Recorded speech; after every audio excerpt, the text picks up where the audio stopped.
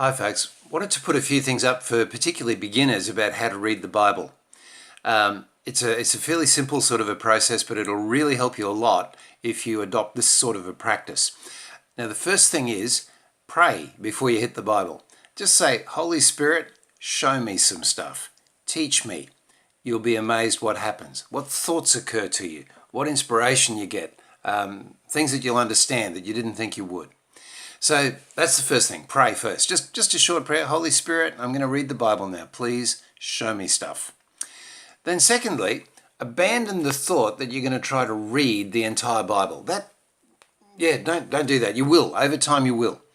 But start in Mark's Gospel. So if you go to the table of contents, you'll find a list of, we call them books. There's 66 of them. And these are the pieces that make up the Bible. There's all sorts of different literature there, but the Gospels are the stories about Jesus. Start there. That's far and away the best place to start, right at the heart of things. Mark's Gospel is the shortest, which makes it the obvious place to start. Only 16 chapters long. You can read the whole thing in about 45 minutes if you sit down and just read it. But don't do that either. Most Bibles, many Bibles, you'll find actually break up the text with some little headings. These are actually really helpful when you're getting started. Not so much because, they're sort of headings, but because they break the story up into bite-sized pieces, and just each sub-story in the story of Mark is sort of identifiable. So just take one of those at a time. That's it. It might only be 5 to 10 verses. It might take you 3 minutes to read. That's plenty. What I want you to do is read it slowly. Then read it again, slowly. Then close your eyes and watch it like it was in a video.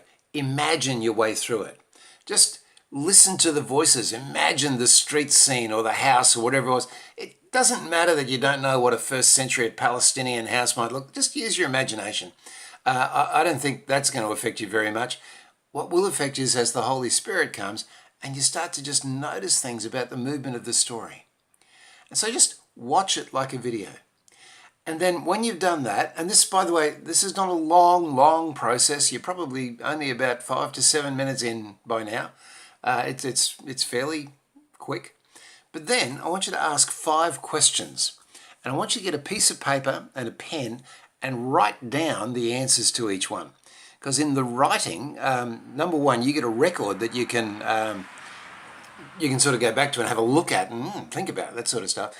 The other thing is a lot of people actually find it really just helpful in its own right. There's something about writing that, I don't know if it slows our brains down or what, but it actually just helps a lot of people realize things about what they're reading. So ask these questions and just jot down some notes. Number one, in this passage, what did I learn about God? What did I learn about God? Real simple. Second thing, what do I learn about humanity? About people? What do I feel about the story? Spend some time on that one. It's strangely important. How do I feel about the story? There's all sorts of information. You'll read some stories and you'll feel this wonderful enthusiasm and excitement. You'll read others and you have this vague sense of anxiety and, what's going on with that? Others will just make you wonder, what? Jot that down because that's really important. And the answer to the question of why do I feel like that about that story has all sorts of spiritual value to you. But that's the third question. How do I feel about the story? And make some notes, jot it down. It's a strangely important part of the whole thing. Fourth question. What does this teach me in my situation? And you'll be amazed at how specific some of that can be. I saw a guy once, he read a passage about Jesus casting a demon out of someone. The word authority was used. What grabbed him was authority. I'm no good at authority. What this teaches me is that I need to drive at the speed limit and turn up to work on time. Now, I'm trying to work out how you go from a first century deliverance miracle to I will drive at the speed limit and I will turn up to work on time. That's what happened. That's what it taught him.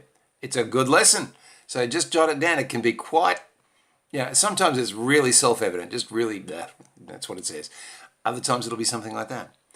And the last one, really important one, what do I need to obey as a result of this? What do I need to do or change or revise in my thinking? What do I believe about the world that this passage says is wrong? How is the world better than I thought it was? How is God better than I thought he was? How am I more a child of grace and hope than I thought I was? What do I need to obey? So what do I learn about God? What do I learn about humanity? How do I feel about the story? What does this teach me? And what do I have to obey? When you finish that, just one sentence. It starts, I will. So on the basis of this passage, I will drive at the speed limit. I will stop condemning myself for my past. I will, whatever it is, okay? And then, really importantly, take that to your mentor. Just, and you might be wise to do this every day. Just take a passage each day. But once a week or a fortnight, go to your mentor with that little journal and say, hey, this is what I've been reading and thinking and feeling and wondering about, and you'll have a bunch of questions. Who is this guy? What was this? What's that word mean? Who is this? Some weird first century thing? I don't know. What's going on? Just go on and ask all the questions, all right? And that is how to get started in the Bible. Enjoy. Bless you.